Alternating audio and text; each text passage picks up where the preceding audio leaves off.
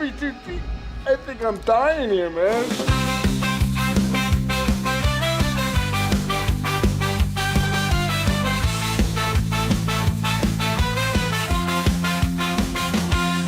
Through the haunted mansions and floors, the creep, they lead us to the places from which we dare not peek. A journey through fear and the realm of the night. In every word they speak, our hearts ignite with fright. Welcome to the horror show, the Deep Cut Podcast, where nightmares come alive, ready to take their blow. Tune in to the chilling delight on the airwaves of the night. Let the darkness grow. Let the darkness grow.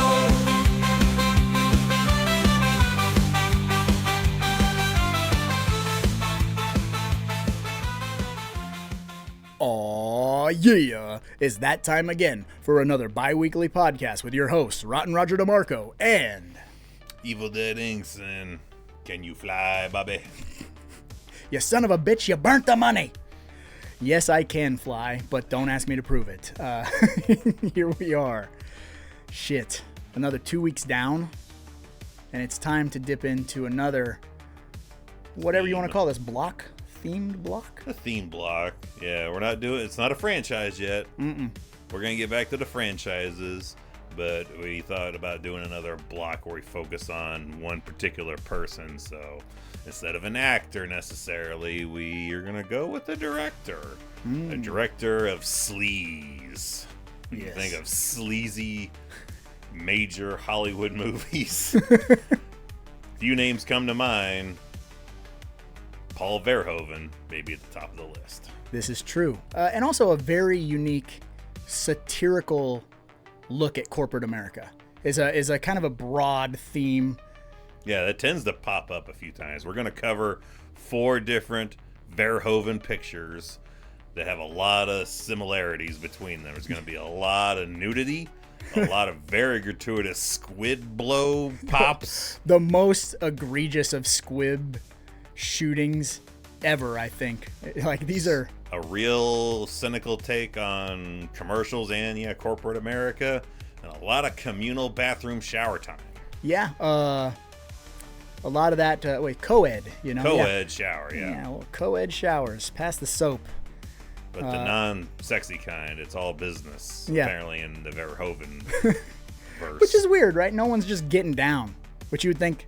Everybody would. Like, that should be constantly in the background, just 2 people tagging while there's plot lines getting thrown down to see if anyone actually finds out what the plot line is. Yeah, and also, maybe even, I'm not going to say the R word, so I'll just say the A word, assaults. Like, because that might even be a rough one to pass by now. Because he's a, he's a sleazy director. Sleazy things happen in these movies, but that doesn't much. I don't think in the 4 movies we cover does that actually take place. But you auto-downloaded it or you clicked it. You saw the thumbnail. You know what's going down. I mean, we get it in one of the movies we're going to talk about for sure. We'll get to that one. Yeah. I was like, I'm drawing a blank. No. You're right. Never mind. Yeah. Wait, it just took a second. It just took a second. Hold on, let me. Yeah, there it was. Oh, yeah. There it is. So, you saw the thumbnail. You know what we're talking about. But just in case, Evil, you want to give the good folks out there in internet land a title and a brief plot synopsis of the movie, and we'll get underway. So, talking Paul Verhoeven, a very interesting guy. He's kind of like in that same ballpark as Schumacher, as just being a very unique kind of character. A guy that I saw and read that he would, be taken to school when he's a child, walking past bodies during World War II. So just seeing corpses in the street is not something uncommon to this man. Very casual. Yeah, so in covering some of his more well-known movies, probably start with the most well-known, but man, did they have a hell of a time ever selling this movie to anyone else, because nobody wanted this just from its title, because the title's ridiculous. And the title could only work then. If you, in this era, like in 2025, if you're like, I made this movie and called it Robocop, I would never watch it. They tried in like 2015 or whatever. Well, they remade it, but Yeah. but if it was like Turbo Kid, Yeah, okay. Turbo Kid is fun, Mm-hmm. but I don't really like. It didn't get national distro. Like, No. it didn't hit a theater It run. didn't get a cartoon. It didn't get toys. Lunch boxes and cereals and shit. I'm not really rewatching that movie very often at all, even though I have really nothing to complain about in it. Also has Michael Ironside, True. ironically, which is also another staple in a lot of these movies, is Michael Ironside. But today we're talking the late 80s, not Hidden Gem, the little cyborg that could, Yeah. Robocop. And I love this movie. We've covered this maybe on a live stream.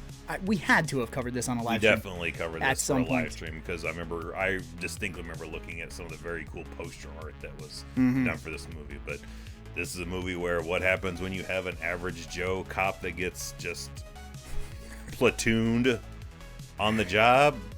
We make him a cyborg. He just still has to come to work on Monday, even though he's dead. Yeah. And this is the movie that makes you ask the hard question: is he human or is he machine? Or is he a little bit of both? Because that's the tagline: part man, part machine, all cop. That's right. Always on duty. Unless his batteries need charge. Which, okay, when we decided we were going to cover Robocop, I don't know if you remember, I was like, well, I want to show my son all 3 Robocop movies. And so I went on this Robocop journey. This is just going to be a brief departure from Robocop 1 discussion. But we watched all 3 Robocop movies over the course of like 3 days. And I've come to the conclusion Robocop 1 is really the only thing that matters. Robocop 2 and 3, by my standards, are pretty fucking whack. Like, It's your mission to Moscow. dude, he is so absent in both of those movies because he gets blown the fuck up and he's got to be put back together, which he gets fucked up in this movie, and we'll get to that. But like, he's Robocop. Like, that's the big selling of this. Like, but he is constantly getting having to get put back together with Ford Taurus parts or whatever. Like, he's not as tough as we remember. Like, he got a video game, he got a TV series, he had toys. He literally showed up at a WCW pay-per-view Yeah. to pull Sting out of a shark cage. Yeah, like, we put a lot of stock in how We believed he was real. how tough RoboCop is. And there was even a video game, RoboCop versus Terminator. Yeah. That's not a contest. Terminator fucking aces this goon, but I'm not taking anything away from this first movie and how, like, this is a groundbreaking, awesome, kick-ass movie.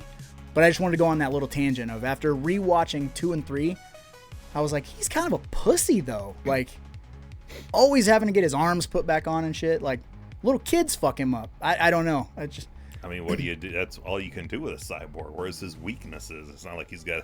It's literally said in this movie he doesn't have to eat or sleep. But he eats baby food Yeah. that charges the batteries, I guess. Even though he Yeah. has to sleep charge in a chair. Yeah. How are you gonna throw a monkey wrench into? Where's the weakness of RoboCop? What if he shot him in the face? What if he shot you in the face? That's a risk we're willing to take. No one ever shoots the motherfucker in his actual skin.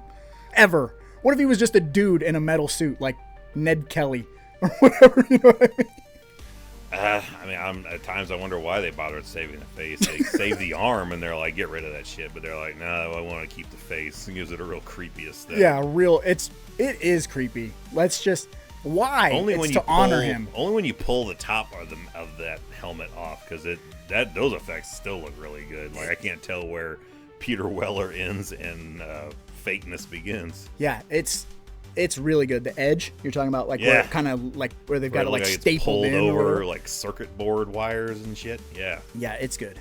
But boy, is it odd looking. Like, it's creepy looking the longer you look at it. But yeah, you could do a whole term paper. I know it's been brought up several times, even on one of the posters that we looked at. That is one I use currently for RoboCop. It's him on a big ass cross, because this is Robo Christ, because he dies for our sins, gets resurrected, literally walks on water. It's true. I even think that's a point Verhoeven was like, yeah, well, I'm making Robo Jesus. Bum, bum, bum, bum, bum. Don't demonetize me. It's too late. You already did the jingle. Yup.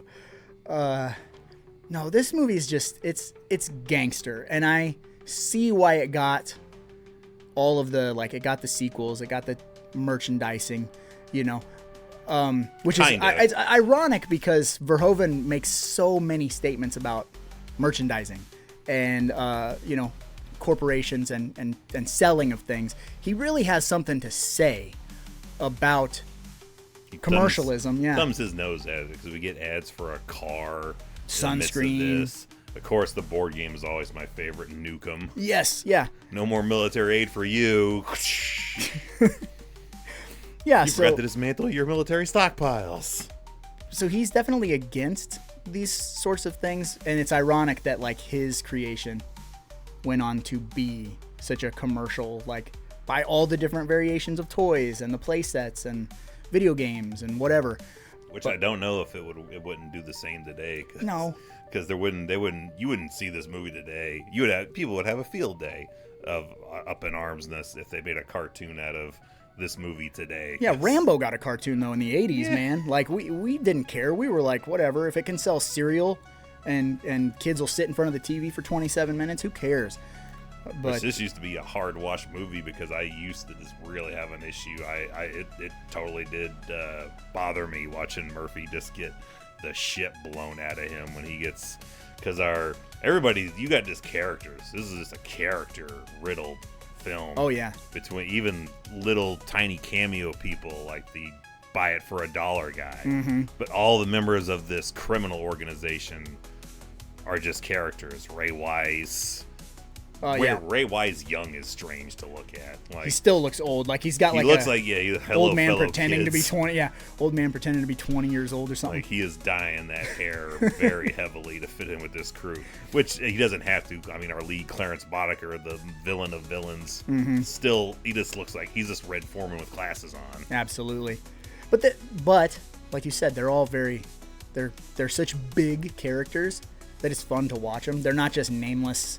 Even if you can't remember their names, like they're not just like boring guy A, B, and C. You know, Everybody in the movie imprints something you remember on you. Like, when was the last time you've seen a movie where the local precinct sheriff is memorable to you? Like, tell me what any cop looks like from *Malignant*. I can't. Yeah, but you remember the sheriff in this movie. Yes. They even put him in the newest game they put out.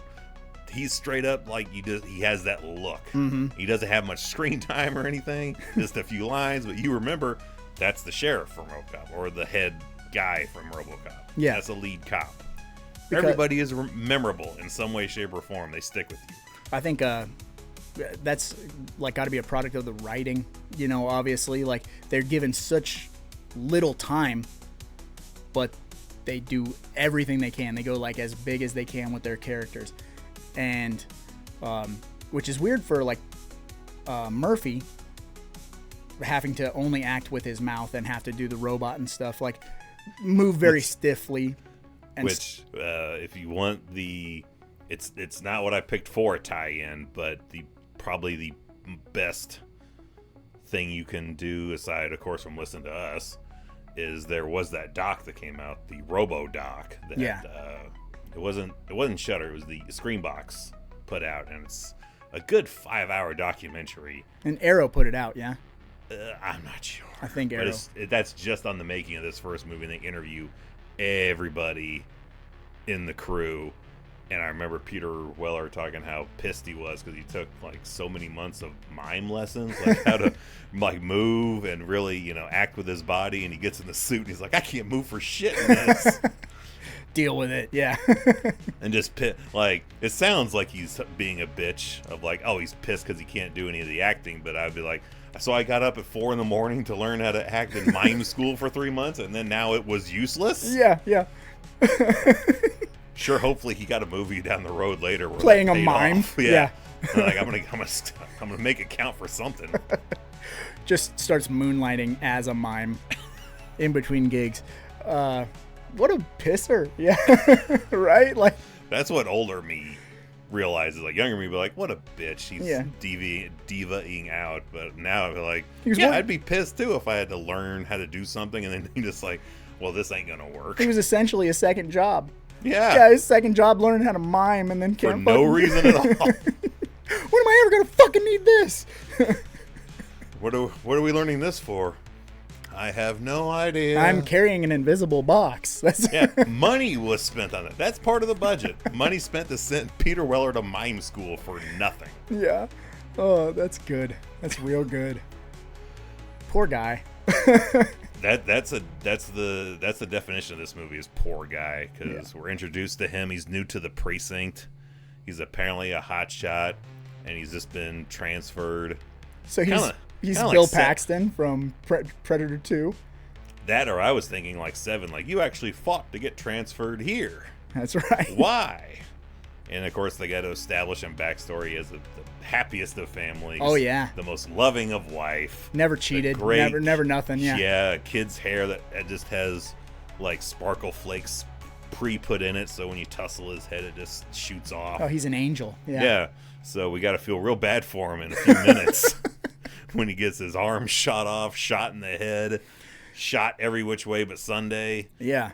which is part of two cuts that happen. I in was this gonna say movie. let's bring up the The two cuts. NC-17 cut or whatever. That's Yeah, because hard to watch. there's two times where a dude's going to get platooned in this movie, and one cut they make it a lot shorter on both, and to me, it makes it more scary. Mm-hmm. Like, I really genuinely did not like watching Peter Weller get shot to shit when I was a kid. And the other one is the dude that gets smoked by Ed 209. Oh, yeah. That misfire. But initially, there were just so many shots that it becomes funny. Yeah. He's just standing there taking 42 rounds before he falls. Like, yeah, like Monty Python, like arm off, and then the other one, Yeah. or Airplane, don't start falling apart on me now. And just body parts just start falling off. They just keep shooting piles of guy.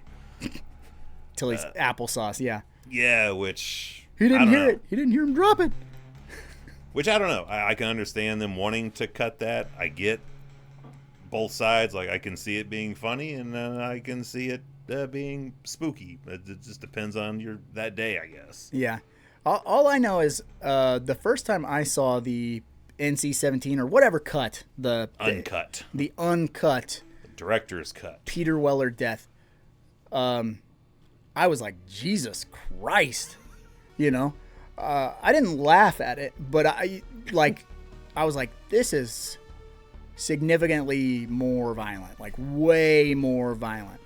I don't think it like grossed me out or anything, but I definitely was like, wow, okay, you know, like it's one of those where You you're had like, a definition of overkill, and then you just erased it and rewrote it this. yeah. So the trimmed up version, in my opinion, if you don't know what's missing, you don't miss it, you know? So No. exactly, like it's cut pretty fucking perfect in the theatrical cut or whatever cut that is out there now, whatever it's called. I would just say theatrical cut. Yeah. The widely known cut. Mm-hmm.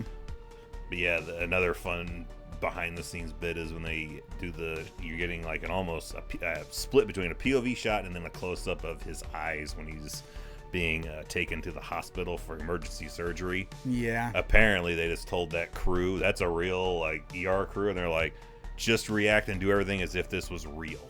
Mm-hmm. So all that, what they're doing is what would happen if Peter Weller came in with half an arm and shot 100 times and then once in the forehead. And then they're gonna call it. After they get everything set, you gotta say, well, we tried. But there's one in that sequence. I mean, so there's one piece of film in that sequence, and I don't know if it's a wide angle lens and they've got the camera real close to him, but I think you know what I'm talking about. He's laying there, his eyes are open, his mouth is open, the camera is so fucking close to him, but he's got this weird like distorted shape. It's the way that his eyes are open and the blood on his head that like I'm getting goosebumps. It gives me like Pet Sematary Pascal A little bit. because it feels Color's draining out of his eyes. feels so fucking real. Yeah. The life is just falling through that hourglass, and it's just got a few bits left. That's tough. Real. Yeah, it's very Robo real. got real. And like I said, everything else is so like comical and crazy and weird in this movie, but like a little thing like that'll slip through, and you're like, damn, okay, I see what you're doing. Like you're.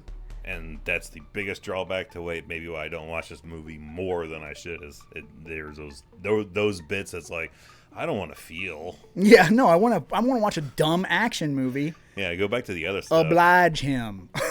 Yeah, that's the I'm gonna go get up and take a piss moment now. Yeah, when it's on, so I don't have to feel. I don't want to feel anything. Yeah, that's Gage's funeral in Pet Cemetery for me. Oh. What were you doing when he was playing in the road? Like I gotta go.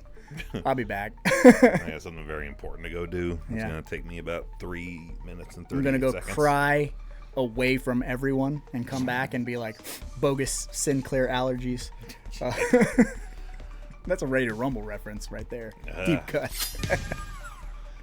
So OCP is the company that is running this New Detroit, and Yes. the entire goal is to clear out the ruffians and the criminals, the homeless, all that, so they can rebuild it for white people. Yeah, get rid of the Make it- dregs. Yeah, make it all nice. So There's a in order word to for do that, isn't there? Do what? So there's a word for that, isn't there? Yeah, it's Robocop. Yeah, gentrification, maybe a little. Oh, that won't get any attention at all. But they're like, man, it sucks that we got to have cops, have lives outside of this job. So what if we made a robot one? And this company, OCP, all you have to do to advance in this company is just not do anything. Yeah, apparently.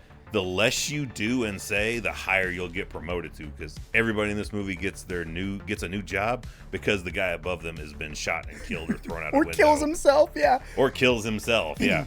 It's just, that's all you have to do, because they just make robots that aren't good, like our main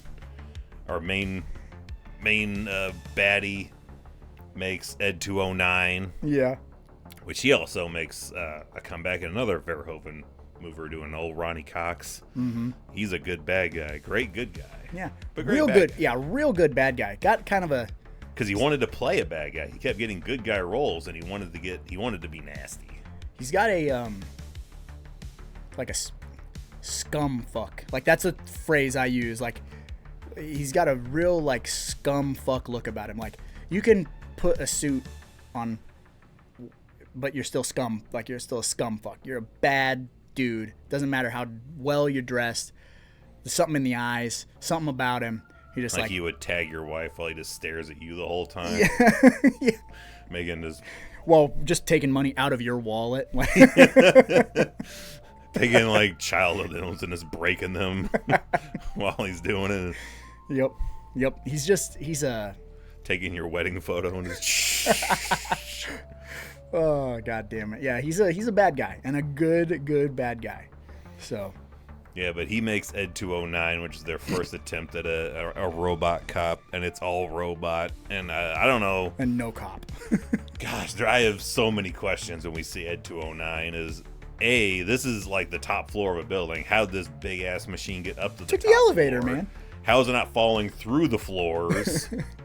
And how'd you get all the way up here when it can't go downstairs? We see later it's got like a tripod, 2 feet. Toe, yeah. I think the guy that made it also is responsible for the special effects in Empire Strikes Back, so you can tell like the AT-ATs, I think they're the giant. I used to call them the giant robot turtles. Yeah. Same design a bit as in Ed 209's feet, but he can't walk downstairs. Which I love his little temper tantrum when Yeah, he falls the down the noises he stairs. makes, making noises, and they're gonna demonstrate Ed 209 for The board, I the guess. board. Yeah, I was trying to think of our main head of OCP. Dick Jones. I work for Dick Jones. Dick Jones. No, the other one. He doesn't become shitty until the second movie. Yeah. But he's the former head of the Silver Shamrock Corporation. Yeah, I was gonna say Colonel Cochran. Yeah, Colonel Cochran. He's watching this demonstration, and this Ed 209 just, again, there's our second, like, just overkill scene is they demonstrate what he'll do if a guy is armed, and Ed 209 just blows the shit out of this guy. Yeah, unloads like Mac and Predator with the fucking minigun. Like, yeah, and it's great, the little dialogue, because after he's been clearly liquefied by these guns, someone's like, call a medic. yeah. Get a doctor. Get a mop. And Colonel Calkins like, I'm very disappointed. Yeah, totally undersells that dude just got sawed in half. Like, the lawsuits that you just brought upon us with this failed invention is astronomical. I think he was more mad that the guy fell down on his new Detroit model or whatever. Like, shit. Oh, he just, as if he just had that model brought in of what New Detroit's going to look like. This is it, gentlemen. Now it's covered in blood and broke. Like, is there any way to rectify this? Can we save any of this model? We got to order a whole new one. What if we just make New Detroit shaped like a dead body and everyone lives inside of it? Just a cartoon outline of a body through it, like an Acme thing. Yes. Yeah. But then we get the other, which, I wish we could have met him at some point, because clearly by Bruce Campbell rules, the worse you are on film, the better you tend to be as a real guy. Yeah. Miguel Ferrer, the young up-and-comer, pops up and he's like, I got this Robocop initiative. Let me show you this. And he's already got shit working. It's a totally, like, under-the-radar line. But he's like, we've already got prime candidates placed in high crime areas. So he initially, saying it without saying it, sets up, like, I put Murphy. He's a real crack shot. He's totally going to probably die soon in this if I put him in this area. And then we can use his body. That's true. That is, that's so undercut. Like, well done. Yeah, that's what a shifty. He's a shifty young veteran on the come up, dude, trying to take over. Yeah, he's the next Dick Jones. He's ready to slice throats to get to the top. Yeah. It ain't a sidebar because we're on Miguel Ferrer, but what an awesome character actor. What an awesome motherfucker. I was trying to think, like, has he ever played a good guy? And I was like, well, no, he played a turned good guy in, like, Hot Shots. That's the best. Yeah. Like, War. It's fantastic. He's kind of skeevy in Night Flyer, that Stephen King movie. Yeah. He's the main guy, but he's skeevy. He's a great bad guy. That's why I'm like, has he done a good guy? Yeah, I'm not sure. We'd have to go all the way through his filmography. I remember him in Blank Check. He's a bad guy there, but I mean, that's the most, like, PG bad guy. Yeah, he even does good at that. Yeah. Blank Check's amazing. But since we're on him, I'm just going to go ahead and we'll just move on to that segment. Let's just move on to our Brown Panty Award. Oh, baby. It's time to slip into something a little more comfortable. It's time for the Brown Panty Award. Mine has to be Miguel Ferrer. Morton, you know. He's extremely likable even if he's undercutting and he's doing some shady shit. He's a very fun guy to watch. How do you not root for a guy doing cocaine off two random call girls' breasts? You gotta say it. And a lot of cocaine. Bitches leave, which is probably the biggest, like, quote takeaway I have of this movie. I say bitches leave so much. Just out of nowhere, bitches leave. Like, yeah, we're pivoting real quick from Ferrer to Clarence Boddicker. But man, I bet everything he says is quote t-shirt worthy in this movie. Like one that's gotten really popular at my house recently is guns. Yeah. Whenever some shit starts to elevate, there's attitude. Right? Like, you can't get any skeezier than how he, like, the dude across from him is drinking wine, and he goes, like, with two fingers into his wine just to snit.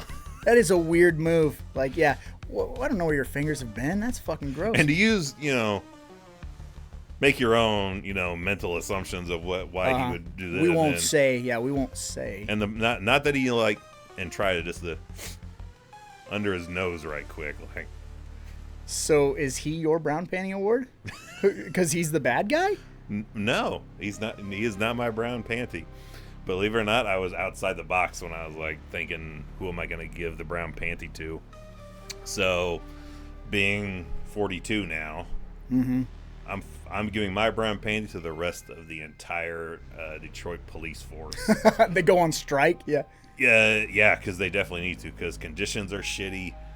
And, you have that one guy at work that's just the overachiever. He's there around the clock, working all the time. Robocop is all of that. He never has to sleep. He's got the perfect aim, the perfect gun. He's taken down entire drug rings Cartels, yeah. single-handedly. He's going to make the rest of us look bad. So I don't need that shit kind of attention brought up. Like, we got to elevate everyone else's status. Or I got to become a cyborg to become good at this job.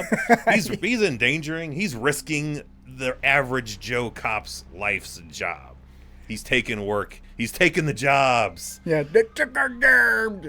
So I just feel bad that everyone else is not going to ever be as good.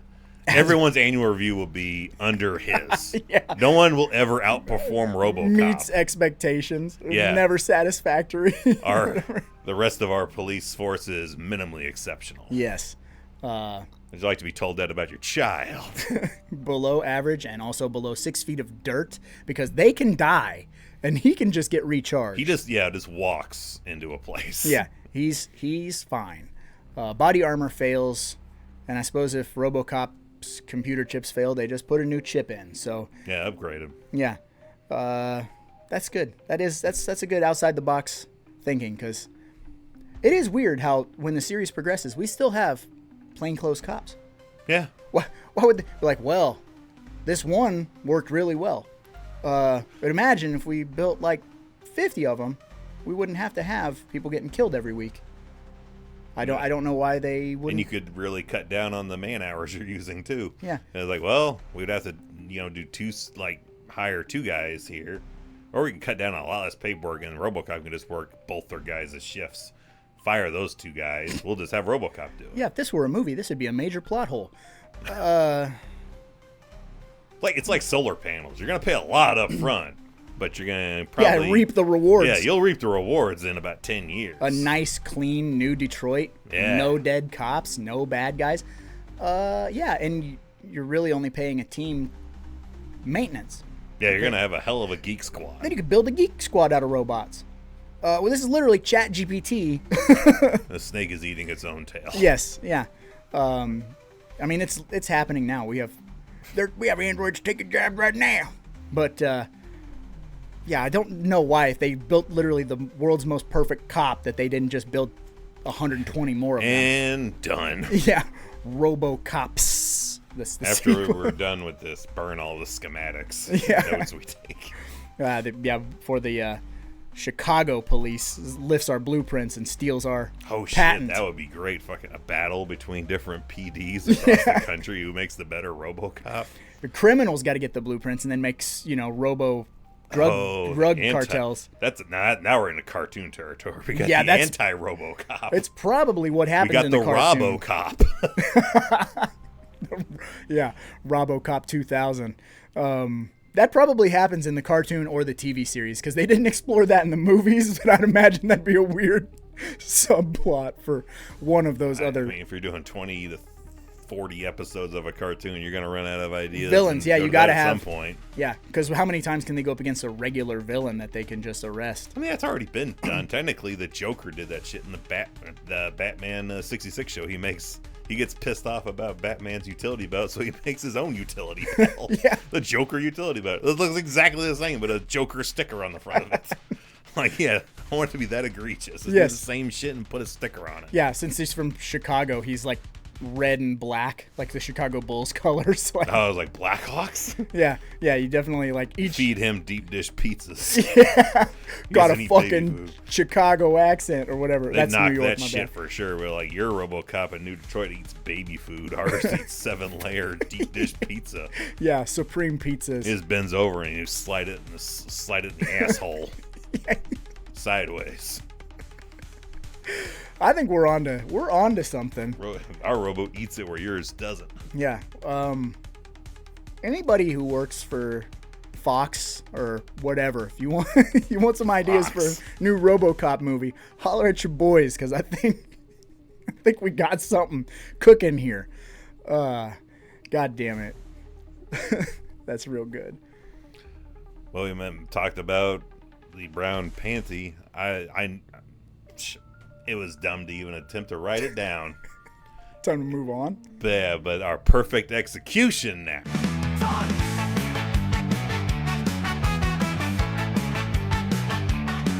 What's the craziest weapon ever used? Chainsaws and knives are such a snooze. So get creative when you hack and slash. The more absurd, the better. Just make us laugh. It's a perfect execution. Chop 'em up. It's a perfect execution. Covered in blood. It's a perfect execution. Just make it dumb. It's a perfect execution. And it's always fun. Fun.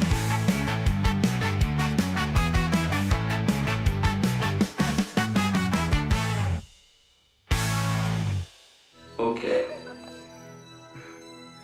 Show me. Since mine's just the no-brainer, you go ahead and go first, because I definitely want to know where you're at. I think we are gonna have the same one. It's a no-brainer. You said it. It's okay. So, backstory.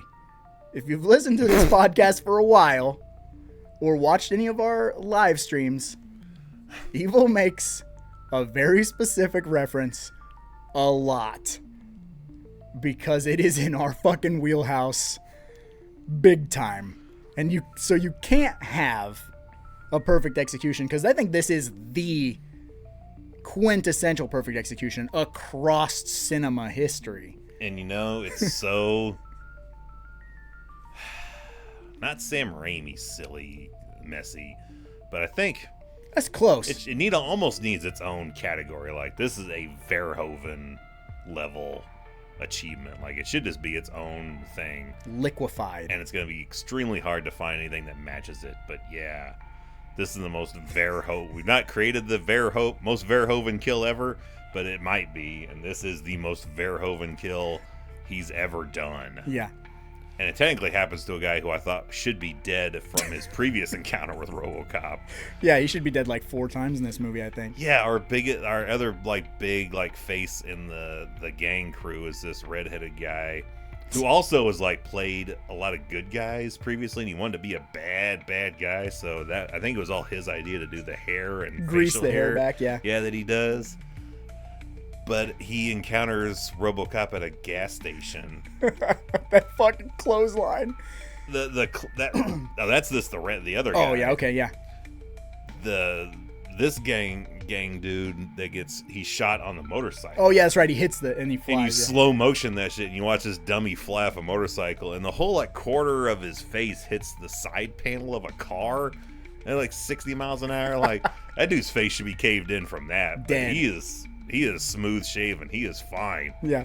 Until he has another vehicular accident later on where I love Robocop's maneuver there. He's just standing in front of the toxic waste bin that the Joker falls in. You're gonna play chicken, aren't you? Yeah. Just like Jack Slater. Dude's driving this delivery truck. like a UPS truck. Has no bread truck, doors yeah. on it or anything. Just a big swing back door. And Robocop standing in front of him. He's going to run his ass over. And Robocop just turns to the left. Slightly to the left. And is able to, power walk 3 steps. Misses Robo entirely. Smashes into this giant vial of nuclear waste. And gets washed out the back of the truck because it's a big wave of this sludge. And you get the most... I think it made a Fangoria magazine cover. Oh, if it didn't, it should have. And it's the most wildest melting skin, face, and noise you'll ever that's the most genuine sound I would probably make if you covered me in. That should have been the sound Jason makes in part 8. Is this? Get off of me, man!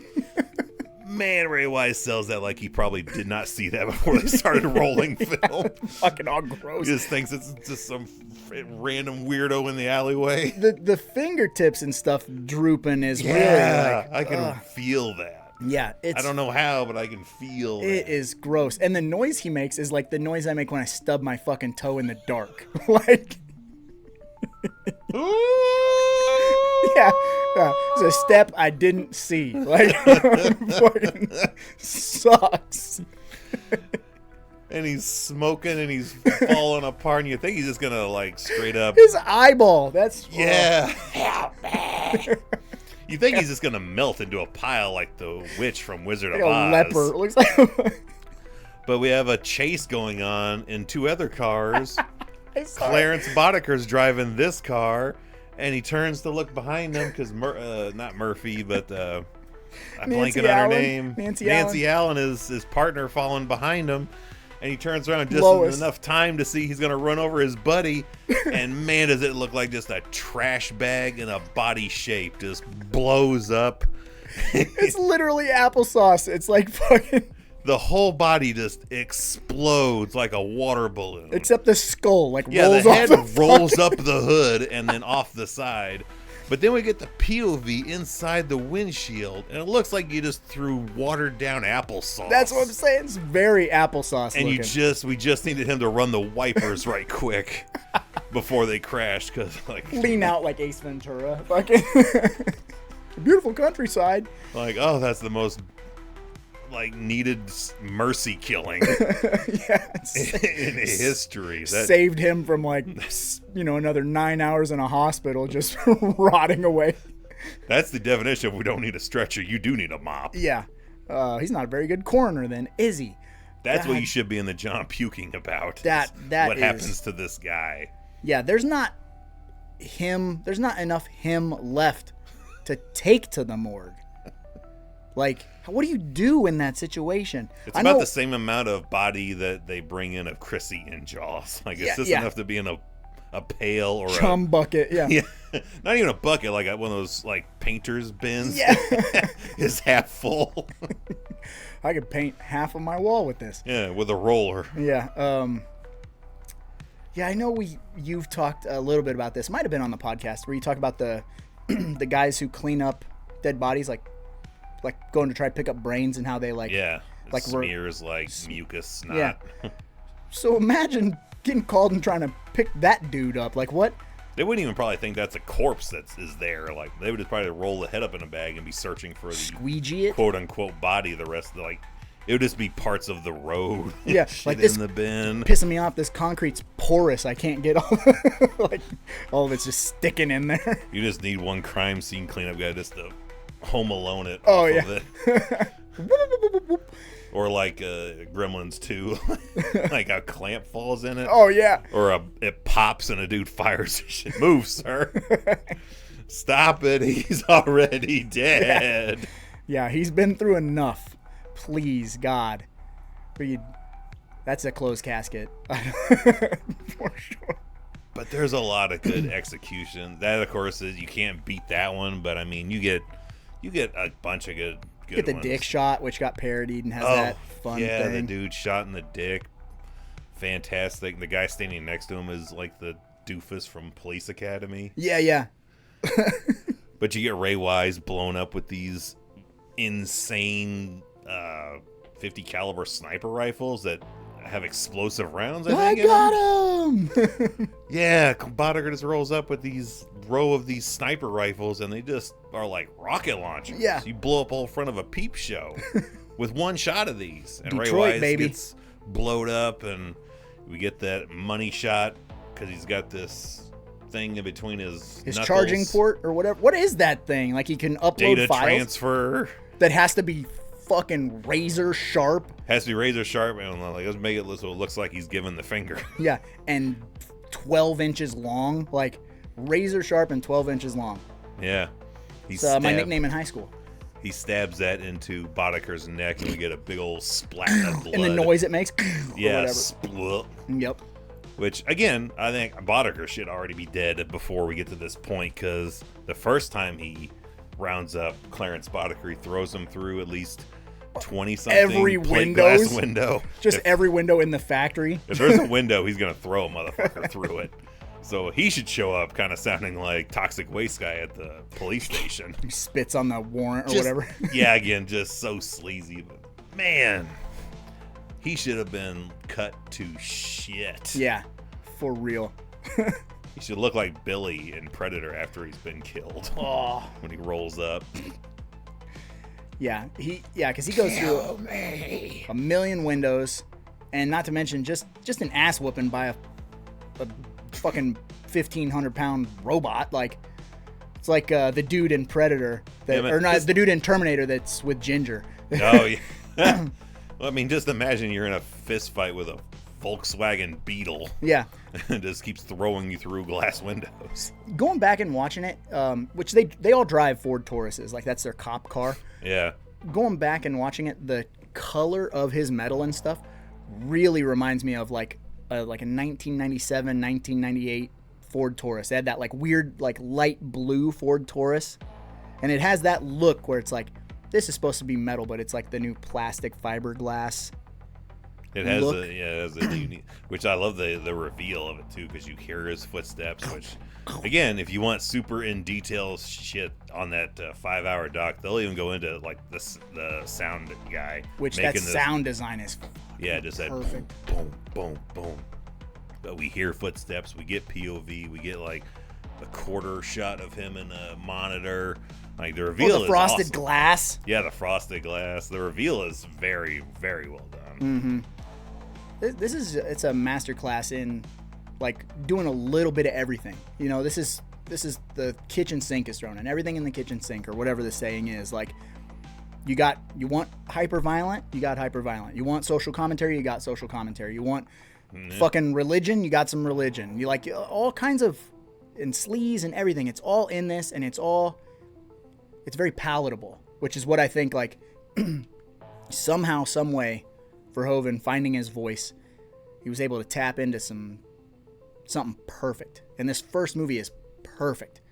Its tone is good, and it's an easy watch. And it was an easy movie to introduce my kid to. My kid was like, I want to watch that. You know, I want to see what this is all about, and fucking loved it. And then he kind of had the same kind of feeling I did over Robocop 2 and 3. He was like, 2 was not as good. He was like, it's okay. He's hurt the whole time. The best part about 2 is when they're building Robocop 2 and all the botch ones, the one that tries to shoot itself, the one that screams and dies. Which I feel in a way they're parodying, or they're not parodying, but they're paying homage to an Iron Man 2. Yeah, they Sam got Rockwell's team as those failed Iron Men. They're just blowing themselves up or whatever. Dude like twists his back Yeah. all the way, which I feel that. I just like to note that test pilot survived. Speaking of surviving, we talked about a bunch of crazy executions, but I think it's time to take a look at Walter Paisley's horror movie survival guide and get one tip on how to survive Robocop.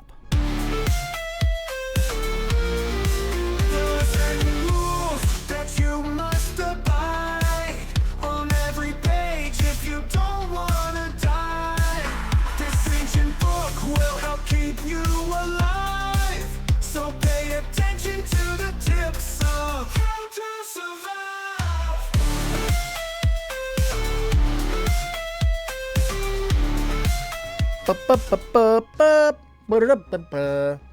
No lie, I did use that theme as an alarm on my phone for a while. It's a good theme. It's a great theme. It's one I totally can see. If I fell down this rabbit hole recently on YouTube, is those orchestras that are doing movie themes. Yes. I can see this easily falling into that. Quick sidebar.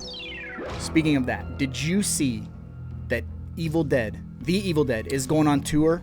Already marked myself as interested in going to that. It's coming to where I live. Yeah, it's coming to about an hour away from me, or it's coming to where you live, which is 2 hours. And I think that might be something we might have to do. We might have to treat ourselves. Mike, because I thought initially, I was like, oh, the musical's coming. Oh, no, it's not. They're doing that Batman thing where they're showing the movie with a live orchestra, with a live orchestra doing the music. Like, ooh, that would be cool. It's something How do you different. dress for an event like that? Do you dress like I'm gonna normal, just or like I'm dressed since it's right like now? It's an orchestra. Like, should I dress up a little fancier, kind of? I'm gonna wear a clip-on tie. Yeah. I need a tie for this kind of event. Yeah. Bloody suit tie. Like made out of the flesh of human beings. Ugh. Yeah, I don't know, but it's a geen. that's right. Yeah. It's very exclusive, very expensive. But we'll get our one tip on how to survive Robocop. And according to Mr. Walter Paisley, it seems like all you have to do is never trust a mega corporation. And you might just make it out all right. There's a lot of sleazy, underhanded OCP business. There's a lot of sleazy City of Detroit business going on. Which you just could call business. Yeah, don't be getting in bed with those people. And you might make it out all right. Maybe don't join the Detroit police force. Whether it's old Detroit, new Detroit, 80s Detroit, whatever Detroit. Detroit is scary. Don't do that. I'm trying to think what would be our best equivalent of an omni consumer products here. Probably Walmart. Yes. Oh yeah. The Walmart. Man, would I love to see the Walmart built Robocop. The Ed 209. Because you could see him from a mile away. They'd put that like lightning blue paint job on him. Oh yeah. Like he looked in the video game. The Nintendo game. Yeah. He was blue. Yeah, I don't know, man. I don't know. The Walmart Robocop. We'll have one soon enough. We already have to do self-checkout, and they don't even have a janitor. They have robots that mop the floor. And man, I love during Halloween time, they just put a skeleton in there. I've never seen that, but that's... Well, maybe in your town, because your town's cool. I live in a crappy town. They don't do anything fun. I love they put a rating system on how I self-checked out myself. Yeah, I know. I just don't even... I give it myself a traditional 4 stars every time. I'm like, nah, I'm not rating this because I'm having to work. One time a dude's like, 4 stars, why not 5? I was like, I didn't do as good as I should have. Yeah, I had to scan that twice. Next time I'm like, what am I rating? My ability to scan your products and pay for them? Makes no sense. Why are you offended by this? I don't know. I don't know either. Well, another thing is a complete mind boggler. Some people don't like Robocop. And that really bothers me. I don't understand how you could not like this movie, but that could only mean one thing. It's time for those Amazon 1-star reviews.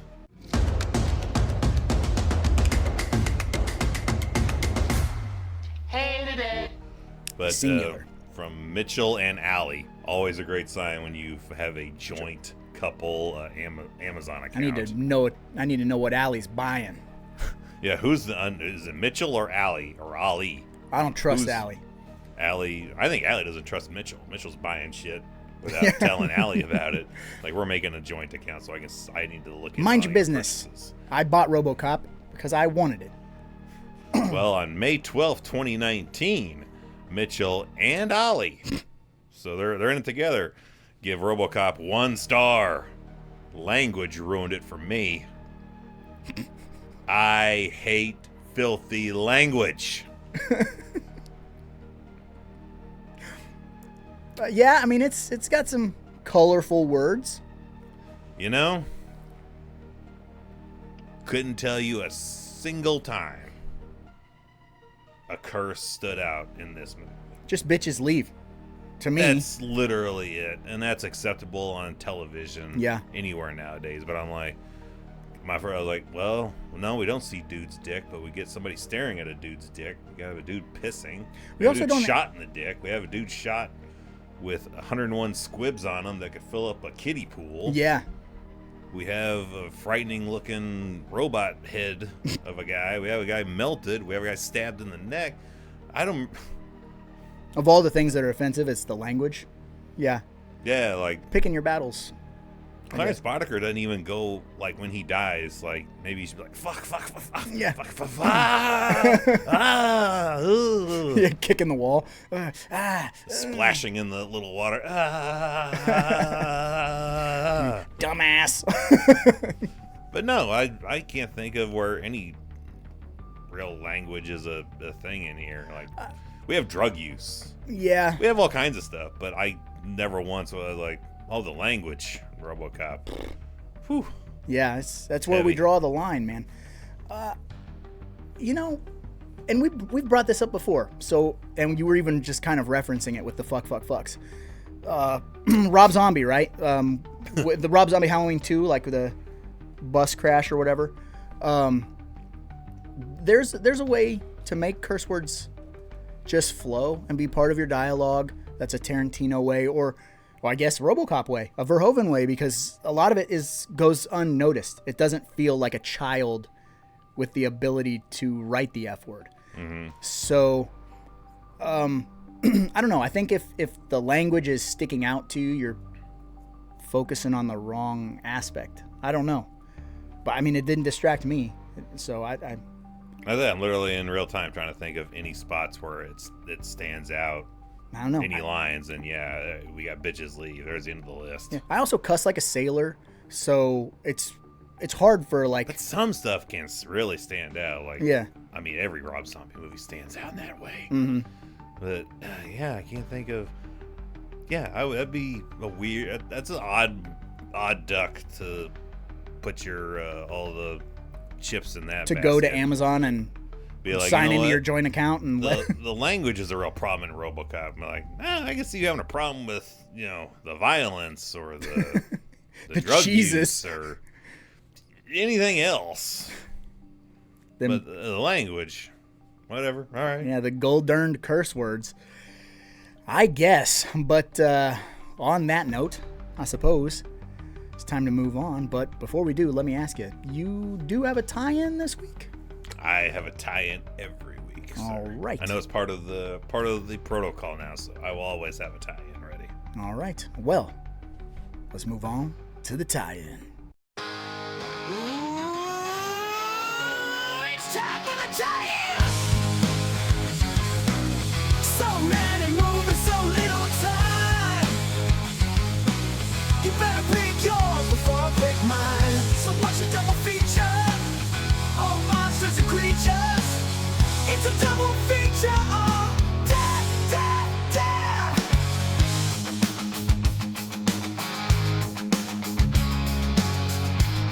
It's been a hot minute. I was like, I dare you to have the memory of who went last. So I was gonna say, because it's been a few months since you sat with me. To the internet audience, it's been 2 weeks, but to us, it has been 2 weeks. It's been 2 weeks. A while. 2 weeks.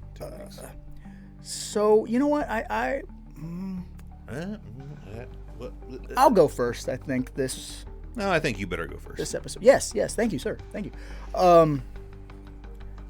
And this was tough. All 4 of the movies in the Verhoeven block were tough. Really? Because I wanted to pair them with the other Verhoeven movies, because they have a very distinct flavor, and it's kind of like Trauma, which, like, you're not like a Trauma fan, but like when you go to Traumaville, you can't really pair Traumaville with anything else because it doesn't quite taste the same, so you got to stay in Traumaville. And so I was like, damn, I really want that Verhoeven attitude, that satire, that action, that funny something, that he's doing. Verhoeven vibe. Yeah, he's saying something and he's having fun, and there's this tone. But I couldn't stay with Verhoeven because we're covering 4 of them that are very similar. So I went with something that I felt is as close to Verhoeven as you can get without being a Verhoeven movie. Action, that's silly, that's satire, that kind of pokes at corporate America, I guess, and just where things are heading. So I went with Demolition Man. Ooh. Because I feel like it's, kind of close. Yeah. But a little more, but Demolition Man to me, more kid-friendly, Much. Oddly enough, didn't get a cartoon and toys. So. But there's a breast in it. Yeah, in Demolition Man? Yeah. Wow, It's the missed call. Oh, Like, okay. as soon as Stallone gets into his new apartment, he gets that missed call from a lady that just got out the shower. He's like, "Oh, I'm sorry, wrong number." He's all, "Oh, whoa. Whoa. I'm gonna go see what Huxley's doing." That's how you use the 3 seashells. I don't know, but yeah, so I had to go with Demolition Man because tonally, pretty close, I think. Yeah. And just a real fun night. So I feel like your Demolition Man is your like 5 p.m. and then your Yeah. Robocop is the sun setting. Yeah. Although I still think Robocop is my kid friendly. I'll say that. My kids are cool with Robocop, but I don't know. I don't know about y'all out there. Mine would be all right, too. Yeah, I think that'd be good tie-in food is have Taco Bell Yeah. with your whole night. All franchises are Taco Bell. Yes. That's all that's left. Just enjoy some Taco Bell with your night of Demolition Man and Robo's Cop. Yeah, so I'm kind of curious. I thought when I picked Demolition Man, I thought Evil might be in the same wheelhouse with me with that, because I know how we kind of break it down criteria-wise, so I was curious where you were going to go. Well, think of the general theme of RoboCop. It's a guy that comes into a new place. He has a look, has an aesthetic, but something really incredible, good or bad, but incredible, changes when he gets to this new place. And he takes on a whole new life. Mm-hmm. And maybe this is the life for him from now on. Or maybe it's not. But we'll see. But we got a lot of sleaze and a story of hope. I'm like, what other movie would fit that category? Sleazy, but a story of a hope. Of a character who comes in one way Robin Hood Men in Tights. and changes the whole dynamic of things. Becomes very well known. Becomes a star. So I'm staying in Verhoeven territory. Oh. And I recommend you Showgirls. Wow, that is some left field. I see the parallels, but that's bold. That's bold. We have Like Nomi coming into a town that she's brand new to. She's just a hitcher on the side of the road, but she's going to become the biggest star in Las Vegas.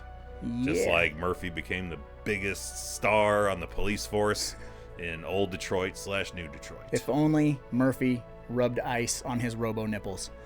Or seized upon orgasms. Yes. Had a seizure under a waterfall. Which, I mean, you definitely have seen those GIFs and like memes 100 times where in the first RoboCop where he's dreaming and he's there's a whole bunch of like innuendo memes about that. Yeah, that's a fun rabbit hole. Enjoy. But that's not bad, man. I did not expect that. I genuinely did not expect the Verhoeven double feature. Double feature. So Showgirls has definitely got to go on after RoboCop. I guess it's pretty.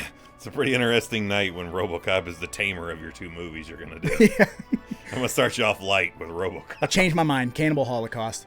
No, I'm gonna ruin somebody's night with that. Yeah. I already have a few times. I'm gonna Cannibal Holocaust with turtle soup, and RoboCop with baby food, food and turtle soup. Gross. Sign me up. Yeah, I can't wait to cancel those plans last minute. That's what I'm doing for my 42nd birthday. You're invited. Maybe a triple feature with Serbian film. Come on down. Only if you pay the price tag for it. We're gonna be eating baby carrots. Gross. I gotta stop talking. Well, you don't have to stop talking. That's kind of why we're here. But That's right. We can move on to another area, maybe. That's right. Maybe it's time to move on to the last segment of the show and move on Pretty much. to... Is it time to play the game, Evil? Play the game? Time to play the game. Time to play the game. It's all about that game. Can you play it? It's all about control. Can you take it? You know I swapped it back. I put it You back. know, you could swap it again and I won't know it. Swapped it back Maybe to you the should limb. try a twangy one Twang. for the prop game. It's time for the prop game. That's right. What the hell's the prop game? In case for some reason you waited until 120 something episodes in to be like, well, all right, I'll give it a shot. They're established enough. All right, well, what is it? Yeah. Let's see if I can do this. It's been a couple months. That's right. It's time to play the game. And if you're new here, welcome. But you're probably scratching your head asking yourself, what is the game? Well, the game is a deep cut in and of itself, where you've got to pick a prop from the movie that we are covering, but it can't be a well-known prop.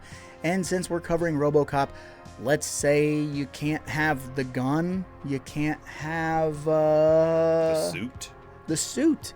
That's maybe not the cop car. I don't, or what else? I feel like Robocop, you can't That's pretty much it. take his fucking costume. Be original. Which I like in the new game, Rogue City. In the movie, you notice when he drives off for the first time, he has a little bump. That's in the game. Every Yes. time you leave the police station, it's burp. Yes. Like that kind of detail wins awards for me. Yeah. That's the kind of care I like. Because it's a small character moment. That but puts me right in the right place. yes. I'm in that world. Yep, we are at that police station. Yep, I For can smell real. the motor oil in the motor pool. And the baby food. Yep. Yeah. But so pick a weird prop from this movie. Make it strange, make it interesting, different, and let us know in the comments on the podcast on YouTube. Let us know on Spotify or whatever other podcast apparatus you use, whether you find us on TikTok, if you're listening to us on Patreon because you love us so much, you give us $1 so you can hear us a week earlier. Whatever's clever, let us know your prop. Genuinely, I say this every podcast episode, but genuinely, we want this. We look forward to this. Your prop means the world to us. It connects us together. It lets us know you've watched the movie. You analyze the movie the way we analyze the movie. It's important. It's fun. It's our own little buddies forever thing we can have with you. So do it, please, and thank you. Since I did my tie-in first, I'm going to let you do your prop first, sir. Fair enough. So upon rewatching Robocop, the thing I was gonna take is, you see a lot of bad guys in movies, but you don't see a lot of real tough bad guys that have visual impairments. So maybe it's kind of nice to think, oh, That's true. a bad guy with glasses. Pretty rad of Clarence Boddicker to have like these very like dad-looking spectacles he wears. And of course, throughout the movie being thrown through 1,800 different plate glass windows, they get bloody and damaged. So I'm gonna take Clarence Boddicker's reading glasses that he always has, like here too. I love that. Occasionally up here, but kind of more down here. It's just a weird distinguishing feature he has. It's just like the buy it for $1 guy. Mustache, glasses, and a bow tie. Yep. Yeah. Like you think of that, but Boddicker has just them glasses. I was like, man.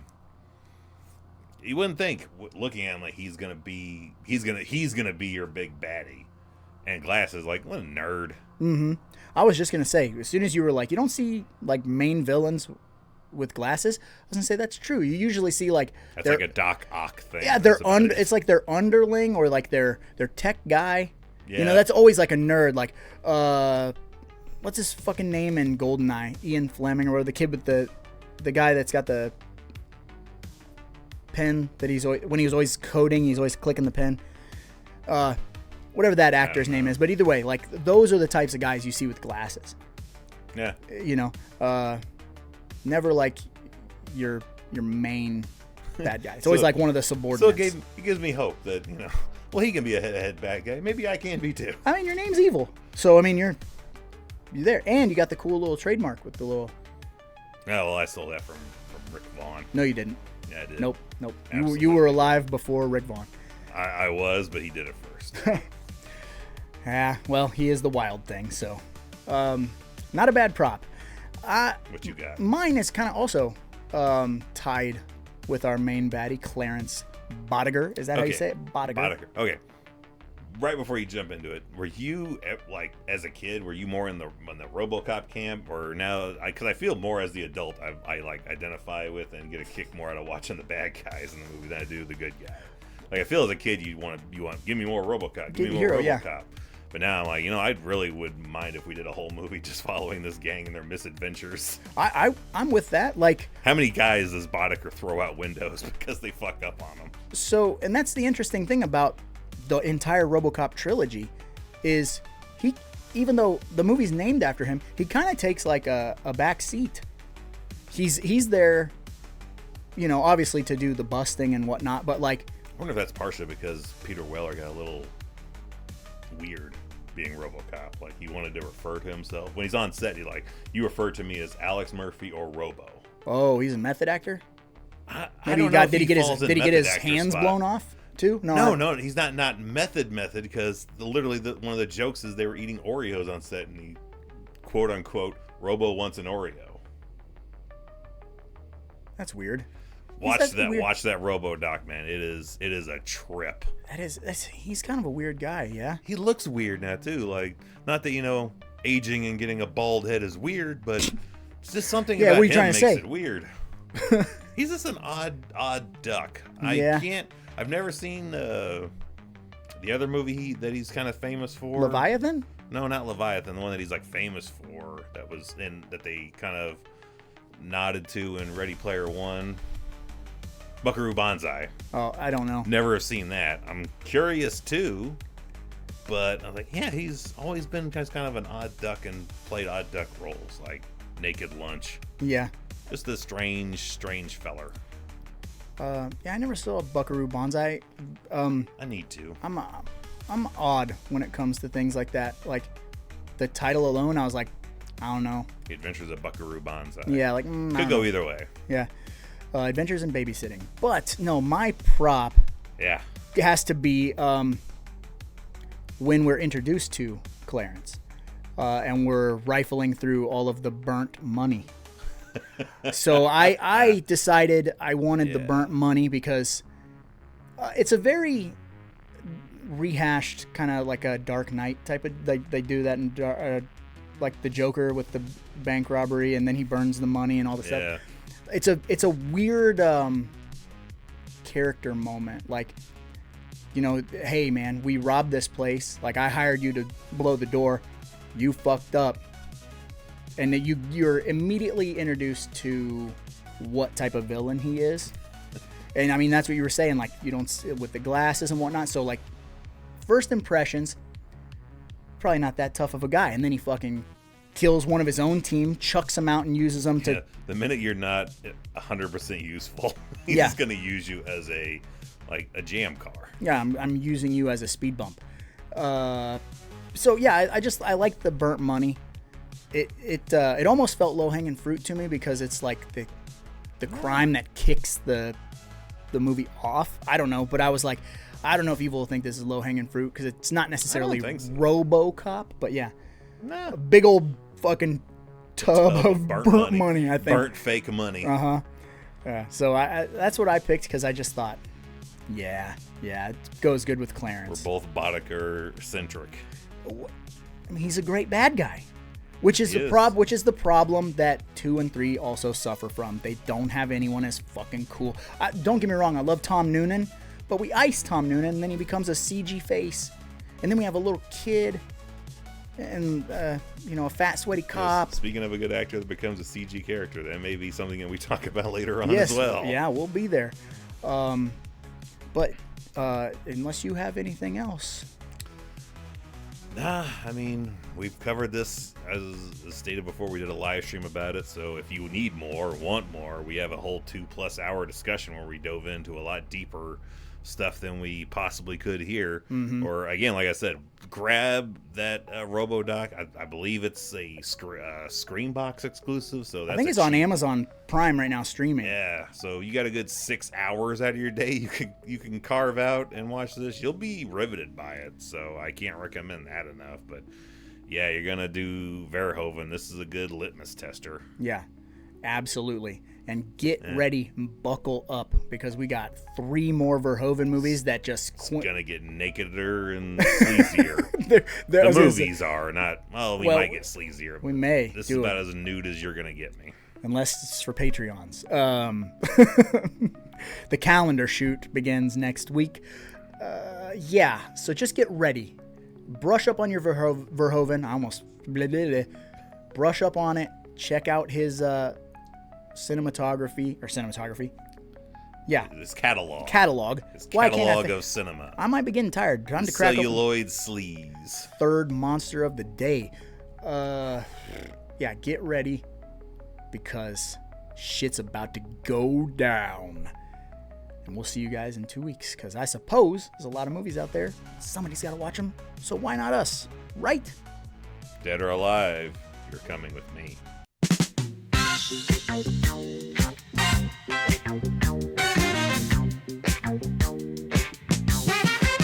Thank you for listening to the Deep Cut Podcast.